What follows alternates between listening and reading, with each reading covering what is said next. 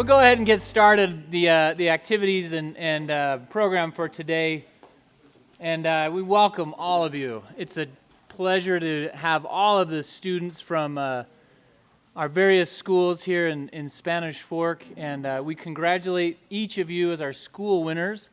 And you can see that you're in a select group. There are 20 of you who were chosen and winners from each of our 10 area schools. And then we have two special guests that we were able to choose from the schools as well. Some of the teachers and staff that work there that help us to put on this program. So we applaud you and we welcome you. My name is Seth. I'm a member of the Fiesta Days Rodeo Committee. And maybe I'll take a moment and introduce a few of our dignitaries that are here with us, as some of them are seated behind me and around the room. Let's see, behind me here is Jason Christensen. Jason is a member of our riding club and past president of the Diamond Fork Riding Club. With me is the man, the legend, the singer, the poet, the mayor, Steve Leifson, also a member of our rodeo committee. Next to him, Dale Robinson, member of the rodeo committee. Nick Hanks, got his mask on there. He's our chair of the rodeo committee, and he coordinates the fairgrounds and everything here. Doug Ford, also a member of our rodeo committee, and we welcome and appreciate Doug. Where's Whites? Oh, Whites. Let me tell you, no, I won't. We have, sometimes I forget his real name. Jeff Nelson. He's just Whites.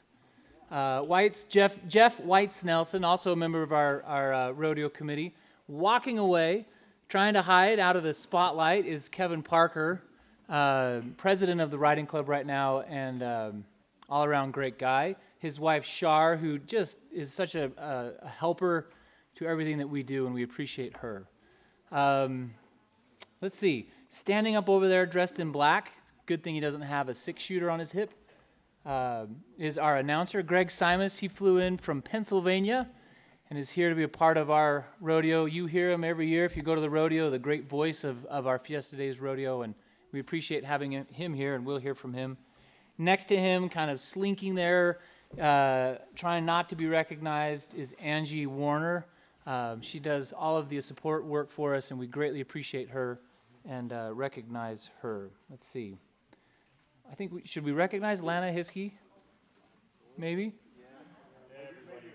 Former rodeo queen, Lana Hiskey, now a part of the Fiesta Days, part of the Nebo School District. But I think we should just know her as one of a rodeo queen, and we appreciate her being here. She always loves it when I bring that up, and we appreciate her. Let's see. Did I get everybody? The queens. And tell us, why don't you come up and introduce yourselves? You can take your mask off as you do that.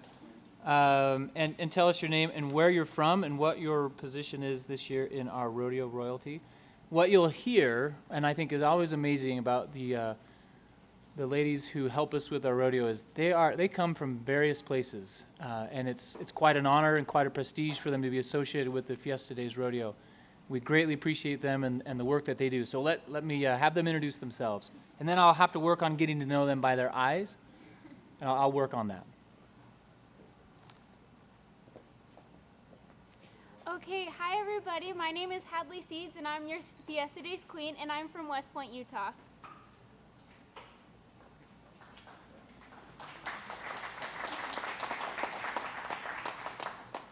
My name is Madison Wallace. I am your Fiesta Days first attendant, and I am from Glenwood, Utah. We're a little short for this. My name's Janessa Sullivan. I'm from Lehigh, Utah, and this year I'm the second attendant for Fiesta Days. Hi, I'm Addison McMullen. I am the Little Buckaroo Winter Series Queen, and I'm from Oakley, Utah.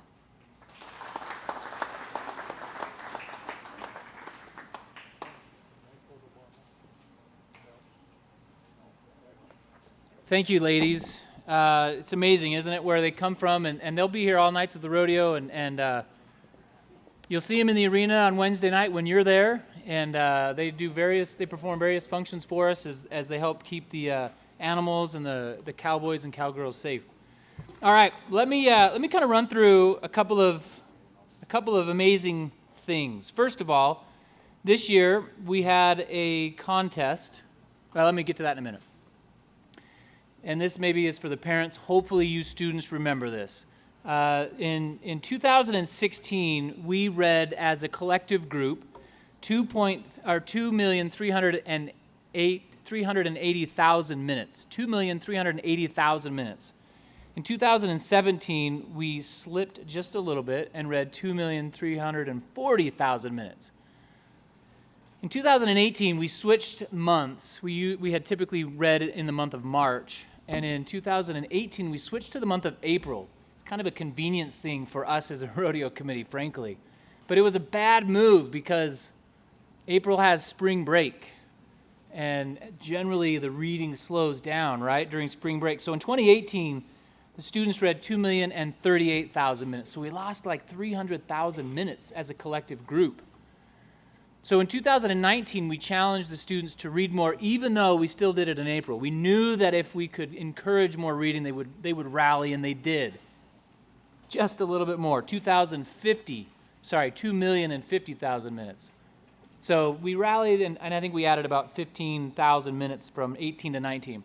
So here's what we did in 2020. We had reading in the month of April just the same, but we threw in COVID because we knew that if we had the kids at home and they couldn't do anything, they would read more minutes than ever before. And in 2020, that's exactly what happened. 2,829,000 minutes. So, if anybody says COVID is bad, well, they're right. But as it relates to these students and their reading in this program, they knocked it out of the park. 2,829,000 minutes. Let me break that down into numbers that maybe we can relate to. That's like 47,000 hours. 24 hours in a day, right? 47,000 hours. That's 1,965 days worth of reading, or the equivalent of about almost exactly 5 years of reading. That's fantastic. And if we break that down to students, that is exactly 20 minutes per day, 7 days a week. Not bad. So let me give you, and all of you, if you'll join me in giving you a round of applause for rallying to the cry of reading more.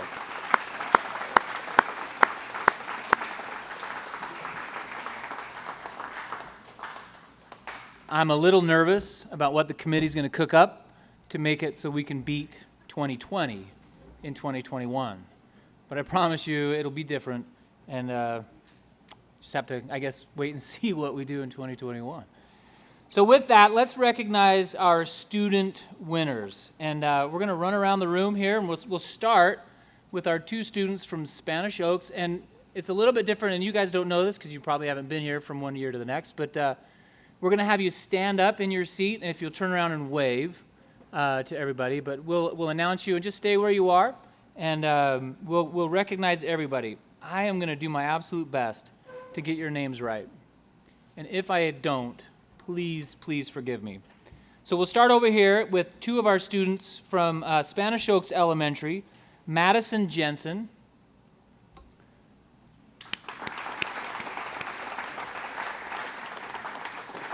And then over here, Lucas Kraft. Lucas, you're going to have to do that again. Yeah, you got to stand up one more time. Pete, there we go. And now we'll jump over here to students from Brockbank Elementary, Alex Coe.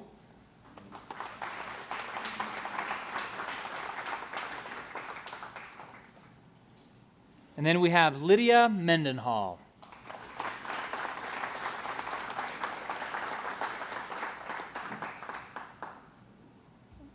Next, we have Easton Francis.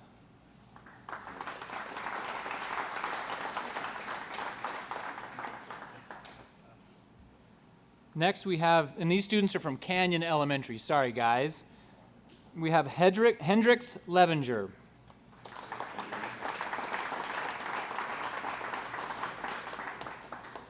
All right.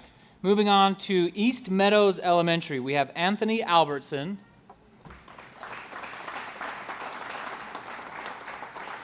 And we have also Eliza Hickman. I was told today that Eliza has been looking forward to this for about 2 months, which is about the time she found out that she was winning. But I have to say, as I'm watching these students stand up and be excited, the smiles on their faces that I'm seeing are absolutely magical. Some of them really aren't getting up over their seat a whole lot, and that's actually one thing that I love about this. We have some kindergartners and first graders and second graders that are just starting, but they're enjoying the fruits of their reading labor. All right, we'll move on to Larson Elementary, and it looks like we're missing one, Gentry, so we'll jump over to Jacob Caldwell.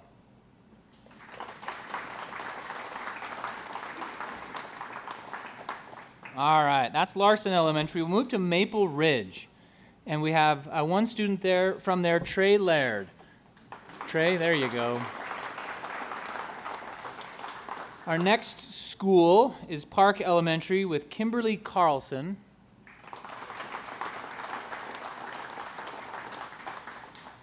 And Alex Palmer.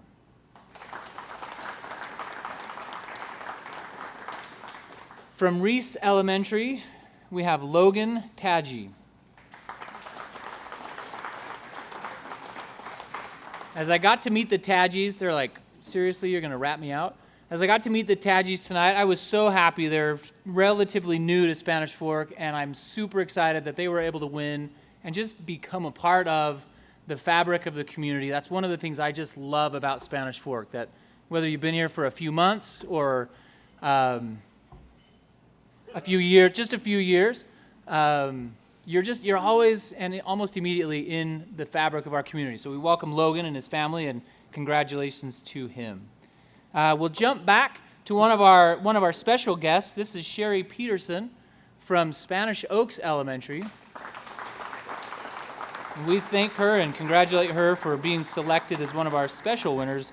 Not a student, but I think probably just a student maybe last year, 2 years ago, tops. Yep. All right, let's see. Back to Riverview Elementary, we have Asher Doyle. Great job, Asher. And then also from Riverview, Kara Olson.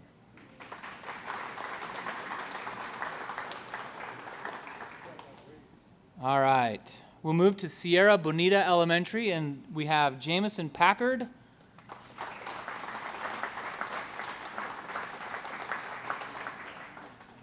And Kaliana Carroll. Awesome. All right, and then, last but absolutely not least, we have Lorraine Nelson, who joins us from Brockbank Elementary. I heard from somebody that she is related to the mayor, but is probably like distant because you are not as old, right? You're probably a third removed. Yeah, third removed or something. And also proud of that. I may lose my job after this. And that, yeah, I may lose my job. All right, so congratulations to each of you. We are so pleased to be able to reward you. And I've got to say, I haven't said this yet, and I need to. What you have in front of you are 3 very generous gifts as rewards for winning the challenge from your school. First of all, you have, when you got here on top of your box, a Resist All hat. Courtesy, of course, from Resist All Hats. And that is hopefully something you can keep and wear for a while. Some of you may grow out of it fairly quickly, as youth does, but we thank Resist All Hats for their very generous gift. Next on the table when you arrived was a pair of Wrangler jeans. No cowboy or cowgirl is complete without their Wrangler jeans. And we hope that you love those jeans and wear them next year when we show up at your school. We hope that you are wearing those jeans on that assembly day and can show off those jeans. So we thank Wrangler for their very generous donation to make that gift possible. And then finally, in the box is something that many of you have maybe dreamed about, your very own pair of Justin boots. And we thank Justin again for being a boot sponsor. In fact, They are the original sponsor that helped start this reading challenge. Several years ago, they were trying to find a way to reach into communities and share the cowboy way, but reward youth. And we dreamed up together this reading program, and they were the first to say, hey, we want to be a part of that. And then we thank Justin for that, because in a year, maybe 2 years, they got Wrangler on board and then Resist All 2. And it went from just a pair of boots to a whole outfit. And you will look sharp as you go out on the arena floor this next Wednesday for our rodeo. Now, I'd like to pause for a moment and ask if we could get our man at the mic, usually and certainly the better MC for the rodeo, Greg Simus. And he's our contract talent, of course, as he works the microphone during our rodeo. But we've invited him to share a few thoughts with you about what you've accomplished and about the Fiesta Days Rodeo. Greg.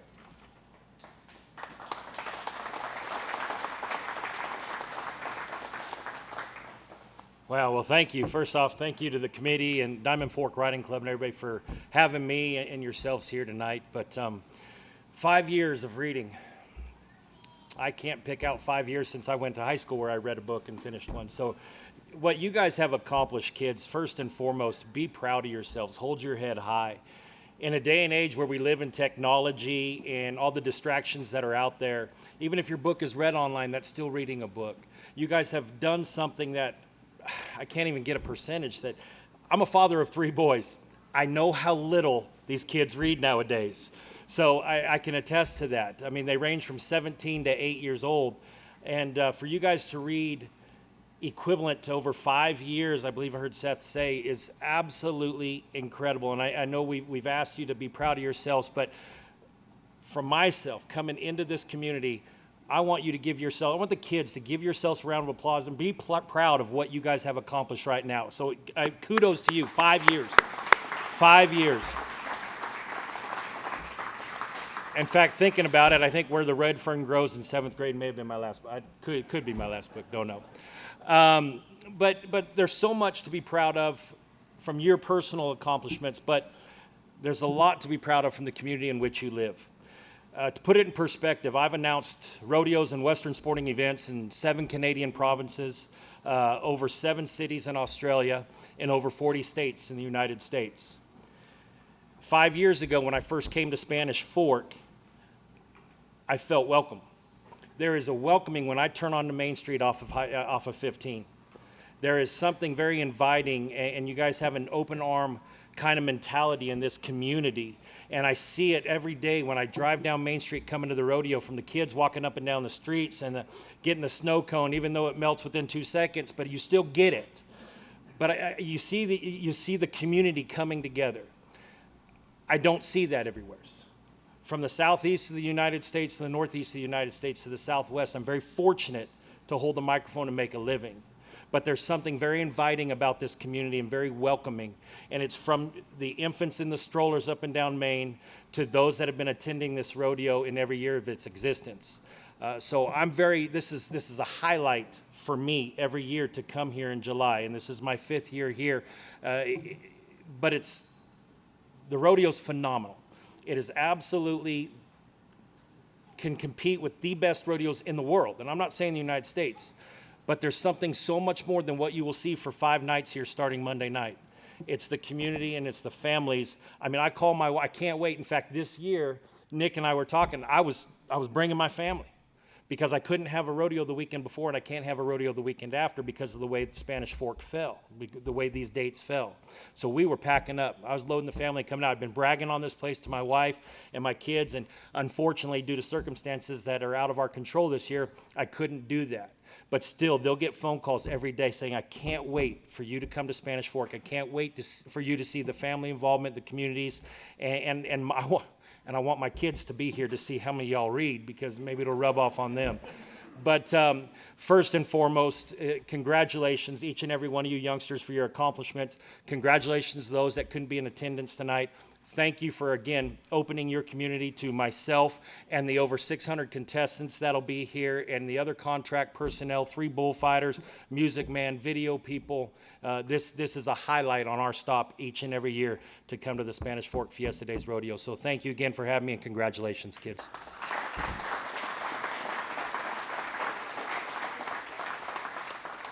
Thank you, Greg. And you can hear in his voice, first of all, just simply the voice. It's much better than mine, and a great announcer. But we greatly appreciate the role he plays in telling the story of our rodeo for 2.5 hours every night.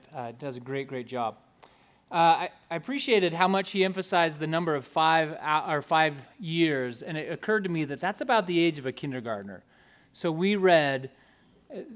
Some of you were kindergartners maybe last year or 2 years ago, and that's what you read. Your lifetime as a kindergartner is what all of the students in Spanish Fork read during the month of April. So again, just to put that into a term of, something that maybe we can understand. I forgot to recognize Councilman Chad Argyle, who's sitting right over here, as I went around and did the introductions, and maybe I'll have Chad stand up, and his wife Teresa, who's here with him. But we appreciate and recognize Chad as one of our city council members, and appreciate him being here. All right. I think you probably want to know what you're getting into. It's not just you get a pair of boots, a hat, and let's see, what I've missed, a pair of jeans, some Wranglers. You don't just get those and go on your merry way. No, we have to get something from you, and that is participation in the rodeo. And actually, I'm assuming many of you are more excited about that than anything else. Having you come and be recognized on the arena floor Wednesday. And so I've asked our rodeo chair, Nick Hanks, to come up and give us some details. So Mom and Dad, this is probably where you need to pay attention the most for what will happen and when we need you, where we need you on Wednesday. So I'll turn the mic over to Mr. Nick Hanks. Thank you, Seth. I think we probably all ought to give Seth a round of applause. He does an awesome job coming up here and talking. You're lucky you don't have to listen to me all night, that's for sure. So I want to thank all these kids.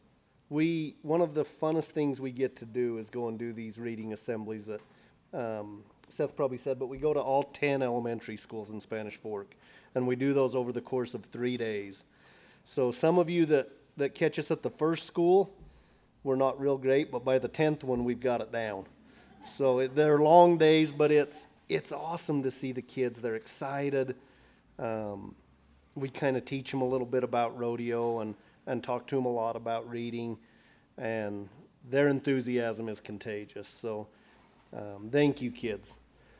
This year, I don't know how many of you parents know this, but we award one kid from every grade at all 10 schools. So 70 kids receive 2 tickets to the rodeo, kindergarten through 6th grade. And then out of those 7 kids, the school administration selects 2 kids to be the overall school winners. And that's what your child was selected as. And on a typical year, we have all 70 students come out and walk onto the arena floor. And this year, in light of COVID and social distancing and masks, we're going to reduce that number down to just the 20 overall school winners. So Wednesday night, we will meet at 6:30 p.m. And this building straight right here to the south of us is called the High Chaparral. On the west side of that building, there's a sign that says ticket office. You'll want to come into that ticket office at 6:30. Anyone that goes on the arena floor has to be symptom checked or health screened. And all that will entail is 5 questions, and then we will take their temperature with a contactless thermometer. They'll be given a wristband, and then the 20 students and the 2 administrators will walk out on the arena floor. Greg will have a very eloquent write-up that he'll talk about them.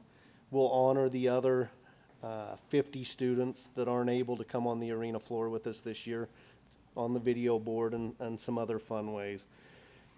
Parents won't have to be health screened where you're not going out on the arena floor. It should be something really simple, 15, 20 seconds, and we can give them a wristband and move on. We'll plan on heading out onto the arena right at 7 p.m., so we'll probably make our way about 6:55 from that high chaparral over to our gate where we walk out there. That'll be a 5-minute program maybe. A lot of the parents will head back out that west door of the high chaparral, walk up onto the landing, watch, and then come back and pick their student up there. Might be 6 or 8 minutes tops. So plan on that. Are there any questions with that from anyone? Yeah, please come collect your child when we're done. Yeah, wear all your cowboy gear. One really fun thing with or cowgirl gear. One really fun thing with the rodeo this year is we are live on national TV all 5 nights. And this will be part of that. Spanish Fork Cable Network picked up that station, so any residents that maybe shouldn't come to the rodeo this year will still be able to watch and be a part of it. All right, thanks.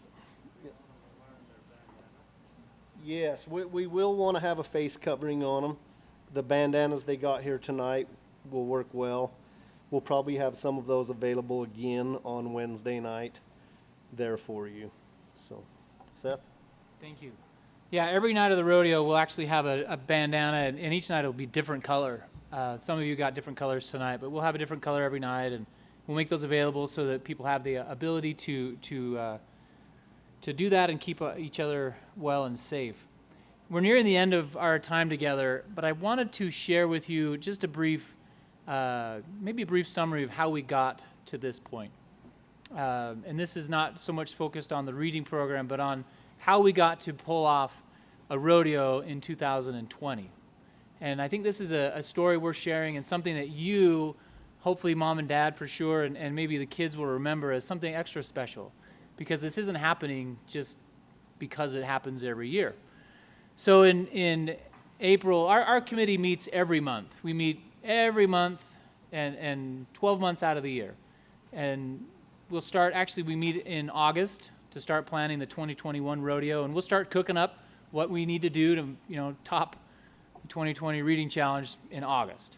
But we start planning for the year, and we cruised along, right? Everything was normal until our April meeting. Of course, our March meeting, things were pretty normal. We knew that COVID was something in the world, but we didn't know really what its impact would be here in the United States.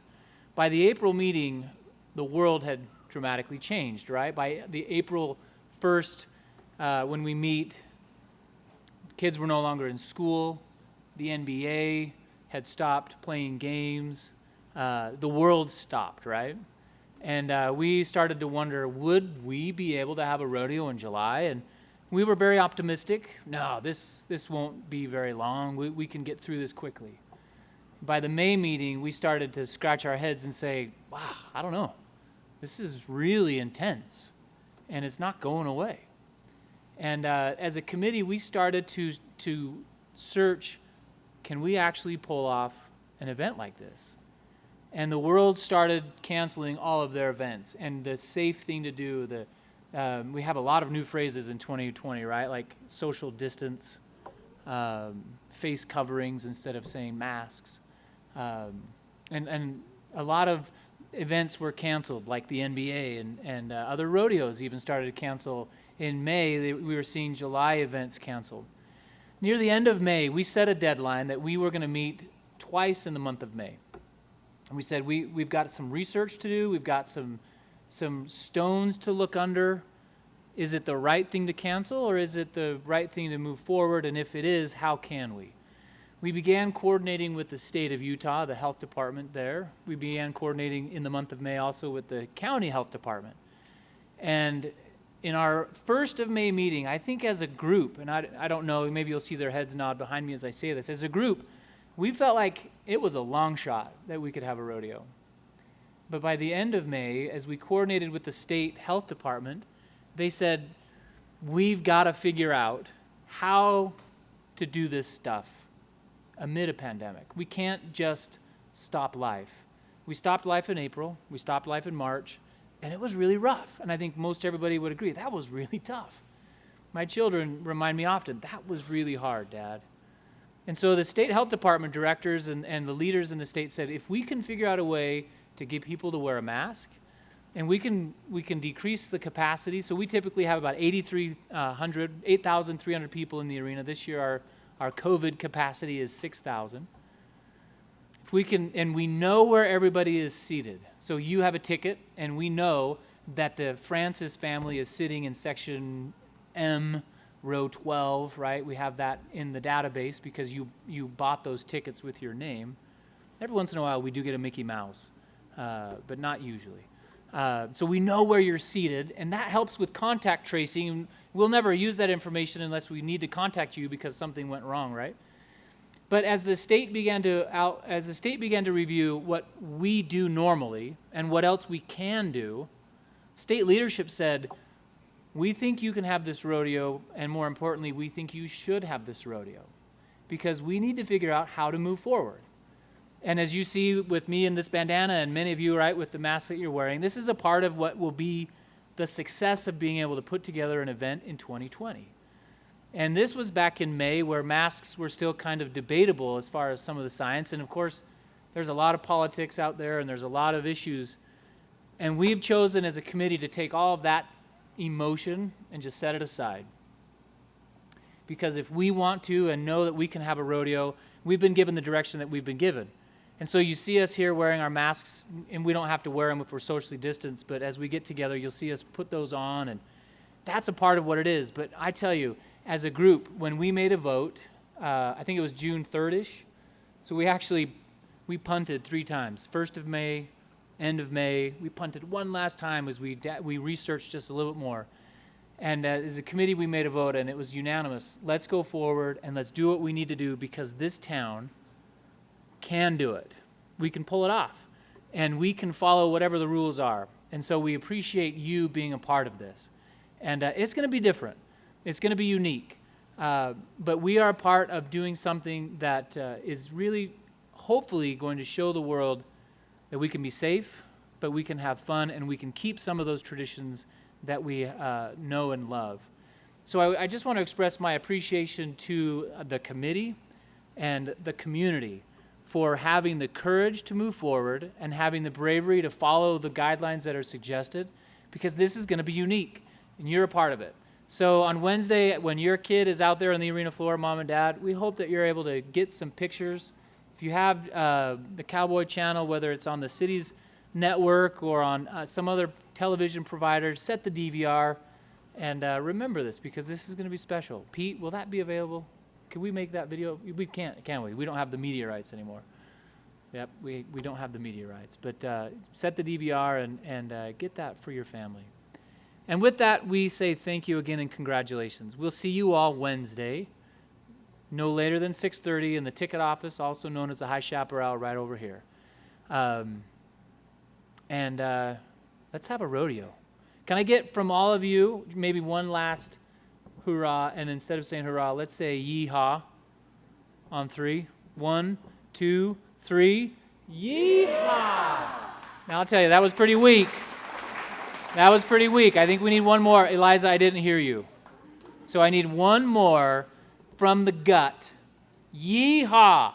All right, 1, 2, 3. Yee-haw! That was much better. With that, thank you and congratulations. We'll see you all Wednesday night.